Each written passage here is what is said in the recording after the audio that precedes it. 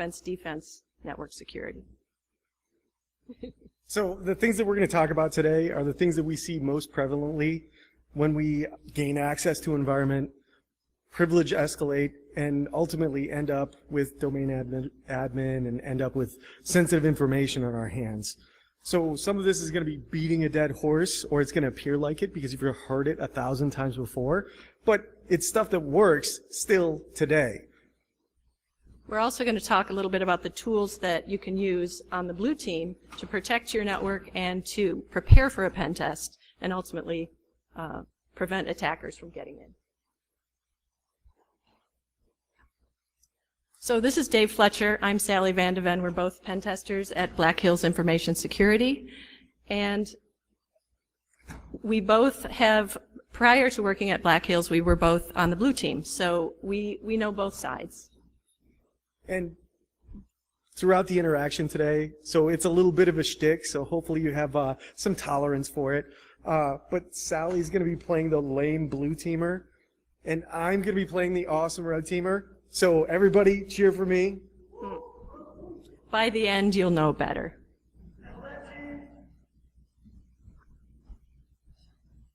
So let's start out just by acknowledging that attitude, that red team attitude. Well, I have a little attitude of my own because our network, Dave's going to pen test our network, but look at this Nessus scan. I mean, our network is so tight, there's no misconfigurations, no missing patches. It's true. You're laughing. It's true. It's so true. I mean, this is our scan. What's he going to find? It's all info blue, right? Oh, that's absolutely amazing. It's so 2000s of you. You secured all your network services. Ah, amazing. But I bet you still have a crappy password policy and a bunch of users who've never been phished before, so they're click happy and I can send them whatever I want. You do have webmail and some sort of VPN portal, right? Yes. Yes, we have webmail and VPN portal because our users are supposed to be working all the time from everywhere. So the first thing that I'm going to do is I'm going to password spread those interfaces. And instead of trying to brute force, I'll go to Twitter or some other venue and gather a list of your usernames, generate email addresses, and then just spray one password across all of them. And then I'm sure to end up with credentials. So good luck winning. I'm going to use passwords like fall 2016 or summer 2016 or maybe August 2016, and they're sure to win. Well, I got news for you, Dave. Our password policy is 15 characters or more, 15 characters minimum. We have a custom complexity filter, so not that lame Microsoft use complexity requirements. Your fall 2016, it's not going to work. Oh, wait, one more thing. All the external portals are two-factor. Ha. Yeah, yay, two-factor authentication. You still got users, right? Yep. Yeah, a bunch of damn noobs. I'm going to send emails to all of them, include a malicious attachment. That's my old standby. I'll just phish somebody. And then as soon as they get that email, they'll click, and I'll have a session immediately. You think so? Really? We do regular phishing exercises. Our users are so savvy about phishing, but on the end host, we still have all kinds of protections, so I'll humor you. Let's say you catch a fish and you get into one of our hosts. What are you going to do? We use application whitelisting. Application whitelisting. I'm shaking in my boots. I'll just bypass your host protections. I'll get access to a command shell or PowerShell, and then that's really all I need. And then I'll test out that wonderful password policy you've got on the inside of the network. I'm sure that there's some service account hanging out or some admin has set an easy password for somebody just to be nice. Thanks. I don't believe you. Application whitelisting bypass. How do you do it? Well, you probably use something like AppLocker, so I just won't use the typical methods. I won't double-click on executables. I won't use the run bar or command prompt to launch applications. I'll use much sneakier methods that AppLocker doesn't even recognize. Tell me. What? Can't stand it. Ah, secondary execution. So, Reg server and run DLL, I'll just generate malicious DLLs and load those using those built-in tools that you can't restrict access to. And then I'll have access to your machine. So I'll use MSF Venom, or I'll use a statically compiled command shell, and I'll launch that using one of those tools.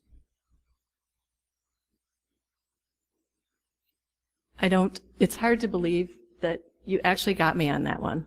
I think I don't have a solution for that one. But it's good because our network, like I said, is so solid. I will have something to do when I go to work tomorrow. I'll think on that one. Secondary execution. How about I rub a little salt in the wound? One of my coworkers, Brian Fearman, did a blog post and showed us all how to use install util to execute arbitrary PowerShell commands. So now I don't even need PowerShell.exe or PowerShell._ise to do anything. I can just tell it what command I want to run, execute, and I drop the mic and walk out, and I'm done. There's that attitude again. Maybe you should check out the blog post. Yeah, I think I will.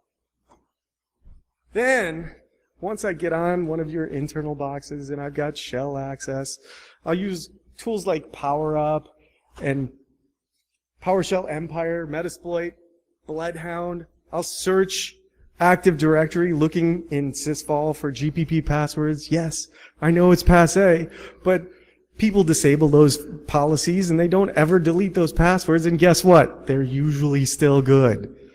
So once I've gotten into that environment, I'll find things like this and get myself admin access. And then I'm sure inside your network somewhere, somebody is granted domain users access to local admins on some box somewhere. You probably have some box that some developer has and he's desperate, so he just keeps on whining, and you push over blue team, give him access, and that's it. Once I'm a local admin, it's all over.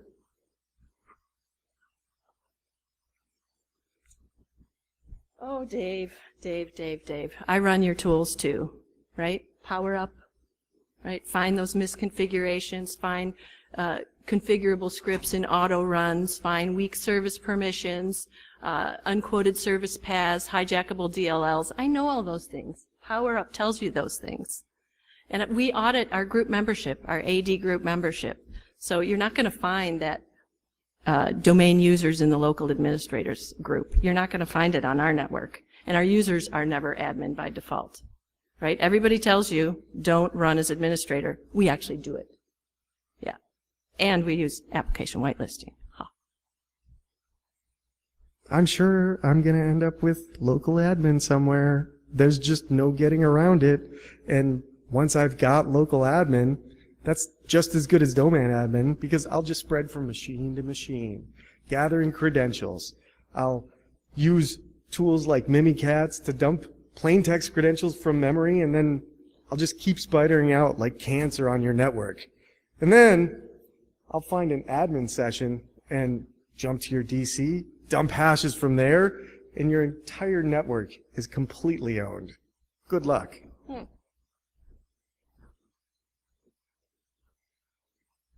Well, again, we run your tools, right? We use local administrator password solution. That's a freebie from Microsoft. Make sure that you have a unique password on every system for the administrator account. So if you were to, it's not going to happen, but if you were to get a local admin account, you can't use it anywhere. You can't pivot to any other machine. And then we do some cool things. One of the things we do is write XOR execute. What does that mean? That means where users can download, where they can write to, they can't execute. So if you're going to download something, wherever you're allowed to put it, you're not allowed to execute it. So you just can't execute stuff. And wherever you execute something, those locations aren't writable. That's a good one. That's a good one. And also, we don't allow client-to-client communication, because clients don't need to talk to other clients. So we just put firewall rules in place, because anytime there is client-to-client communication, it's these hacker boys. So we shut them down. We never run domain admin accounts on workstations. Domain admins only log in to domain controllers. That's it. That's all they do. And they're two-factored. So you're not going to be able to find a machine somewhere with your fancy Bloodhound tool where a domain admin's logged in so you can dump credentials from memory. It won't work. It just won't work. And then we do something really fun, is we plant some honey accounts around. So Dave, poor Dave, he's going to be searching on our network for something because he's doing this pen test and he's not getting anywhere and he's feeling like a failure. So he'll find these credentials somewhere and he'll think, oh, finally, I got something. This is it. And he'll log in with those. And when he does, it's so cool. First of all, the security team gets an email so that we know there's a hacker on the network. And then instantly, within a second, he is logged off and we black hole his IP. So he's done. His pen test is over at that point. Sure, he can try another IP, but, you know, rinse and repeat. He's done. You getting a little worried now, Dave? I'm not worried. Black hole this lady. I'll just scour the environment for sensitive information. I'm sure your users are very diligent in protecting all of that PII and configuration files, and I know that there's clear text credentials out on the network somewhere. So no matter what you do, you just can't win. There may be clear text credentials out there, but they're plants. There's no real ones out there. There's no valid ones out there. Nope. Nope. We do regular audits, again, probably using the same tools, the PowerShell, Share Finder, and File Finder. We use those too. We find those files. We get them off the network before you can get at them. We also have honey tokens planted on the file system, so that contain web bugs. So he may think he's found a sensitive file, but really it's calling back to our server, logging where and when he's coming, when and where he is, and we can cut him off. It's just so simple. It's so simple. We have all kinds of traps all around because we use some active defense techniques, so many traps that he will just get nowhere. Okay, you got me interested. What are these traps you're talking about?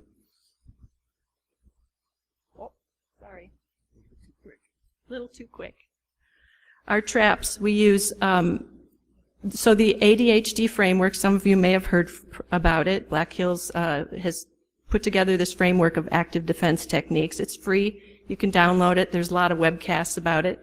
But it includes all these cool tools, and some of them that we use on our network. One in particular, my favorite, is Artillery. That sets up fake services. And so it looks like there's these services running on the box that the hackers just can't resist, right? They connect to these services and they get black holed because there's not really a service there. It's just fake. Web Labyrinth. This is a maze, a website that has links that just create this awful mess. And when the hackers run their scanners against it, it comes up with scanning results that are absolutely useless. And it slows them down, it frustrates them, and hopefully they just give up and go home because they never get anywhere. And then there's Honey Badger, but another one I like very much is Kipo, you may have heard about. That's a fake SSH service.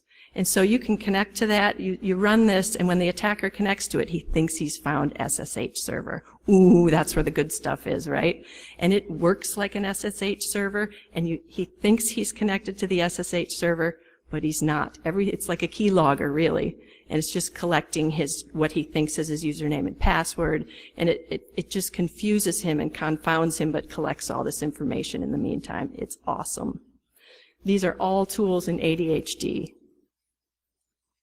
You're going to get nowhere on my network, Dave. You're just going to cry. Whatever, Sally. I hate you. So, what was the point of that whole shtick? You know, there are all kinds of tools that are deemed as red versus blue. You shouldn't confine yourself by that. And we see all of this stuff every day. The only reason we highlight it here is because we actually see it. And some of the toughest environments that we test do all of this. And it's absolutely phenomenal when we come up against that, and it really makes us have to think. We cry. Yes, we certainly cry. And we usually bring in the entire BHIS team and say, hey, what do you guys think about this environment? And it takes all of us brainstorming to come up with solutions to get by all of these protections in place. So be creative when you're applying those protections. Yeah, and the number one on this list is restrict administrative access. You've heard it how many times? 1 million, 2 million, but it's still very common that users are given admin access, or that groups are given admin access that are really easy to get at. So most of our customers don't have this top level security that makes us cry. Most of them don't limit admin access, but you have to start doing it because it just makes it so easy. In addition, all of those external interfaces, if they're not two-factor and they're exposed to the internet, good luck surviving. Check out our blog. We have a bunch of blog posts on password spraying external interfaces, and we always get credentials when you have a crappy password policy. There's also a blog post about password spraying a two-factored Outlook web app portal. And it's two-factored, so you can't actually get in, but because of it's a timing thing, because of the timing, you can tell when the password you guessed was right or not. So then you take those credentials to another portal that isn't two-factored. Bingo, right? So password policies, we talked about briefly, so make sure passwords are at least 15 characters or more. And we like to recommend complex passphrases, right? You've heard that too, but surprisingly few companies are doing that. Then worry about privilege escalation. If you've looked at the SANS 20 critical controls or the consensus audit guidelines, control number 3 is build baselines. That's critically important. If you don't know whether your machines are vulnerable to privilege escalation attacks, you should probably check it out. And don't restrict yourself to using tools that are blue team tools. Use tools like PowerUp that red teamers use and you know they're going to use on your machines to try and escalate. If you don't use them, you're just losing out. So check out all the PowerView tools, PowerSploit, and definitely PowerUp in assessing your baseline configurations. You want to advance that? Oh. So, and then limit client-to-client communication. Very few people do this, but it's amazing. You don't need client-to-client communications. Clients talk to servers. Servers talk to other servers. Typically, when clients talk to other clients, like maybe through some chat thing, it's still via a server, right? They're not talking directly together. It's the hackers that do that, right? So just don't allow it. It's a really easy win, and I think on all the tests I've been on, I've seen that once, and it was incredibly hard to get anywhere on that network. It was really, really hard. Next, you want to make sure that you are doing application whitelisting. There are bypasses, but if I have to go to the point of developing custom stubs and actually executing something in a secondary fashion to be able to get a shell on your box, then that makes life tough for me. And in some of the environments that we test that they do this, they couple this with no client-to-client communication, and then it's almost impossible. You're running a lot of stuff manually. It's consuming a lot of time from the red team side. Your attackers are going to treat it the exact same way. And then just don't rely specifically on that application whitelisting. Layer your protection. Antivirus, HIPS, NIPS, a good firewall policy. Make sure that it's all in place. You should also disable harmful content. That kind of goes without saying, but people still, again, they don't do it. So if your users if you don't want them to run executables that they download, don't let them to download those in the first place. And filter those based on file signature, not file extension, right? Because that's an easy workaround too. And then don't forget about embedded technologies like Office macros. How often do we use Office macros in phishing to get our initial foothold? All the time. If your users, how many people out there actually use macros in their environment, not pen testers? What? See, one, I one. don't use them in my environment. I use them in other people's environments. Yeah. So, I mean, seriously, if you don't need them, just make sure that's disabled, because that's another easy win for us. And going back to those protective tools, do not let users have command shell access or PowerShell. I mean, if a regular user can run command prompt in PowerShell, then an attacker who plants malware on that device can run command prompt in PowerShell and do all kinds of wonderful things just using those tools and the integrated capabilities in Windows. It's complete fail. They don't need it. Don't give it to them. You also want to make sure that your administrators are performing administration with dedicated admin accounts and on dedicated admin computers. If they're doing their administration on their normal daily use machines, the chances that malware is going to end up on that box because of web browsing and email are greatly increased. If you restrict that to where they can only admin on a box that's dedicated, then it's really tough to get to those admin credentials. And then lastly, if you've taken care of some of this other stuff and you find yourself maybe with some time, play with some active defense techniques. It is really, really, really fun. It slows the attackers down. It's like an early detection mechanism. And it is so much fun, and Blue Team really can be fun. It really can. Anybody have any questions? Yes, ma'am?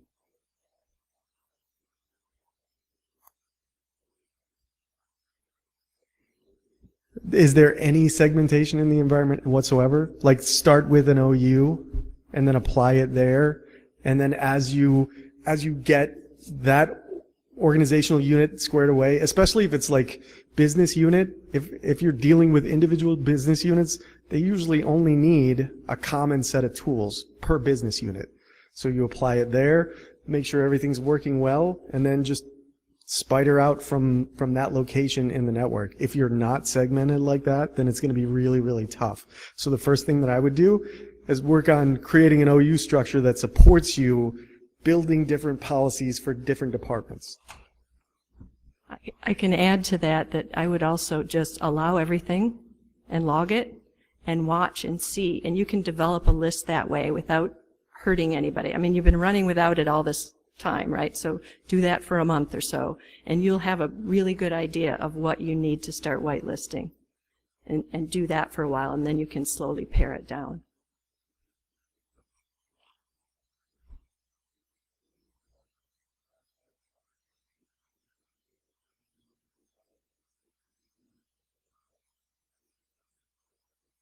Can you say that a little louder?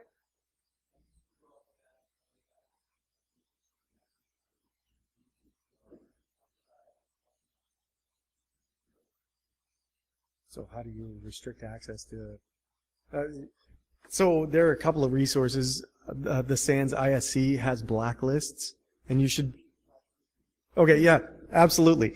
How do you scrub web requests going out to the internet if you let your users browse out? How do you identify those bad sites? A great place to start is the blacklist that the Internet Storm Center publishes. And definitely, if you're letting your users browse out to the internet by IP address, you're doing bad. Only allow browsing out to actual registered domain names. And then maybe look at the time frame between when that domain name was registered, so kind of a little bit reputation based, when it was registered and when it's being accessed. Because in many cases, we'll do things like typo squat.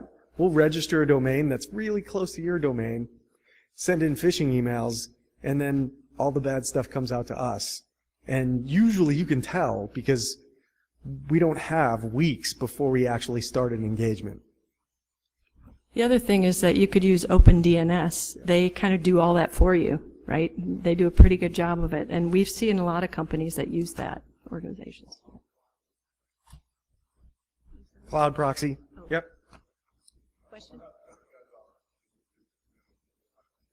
We can take a question. Yeah, if you guys have questions, okay, thanks come on everybody. over.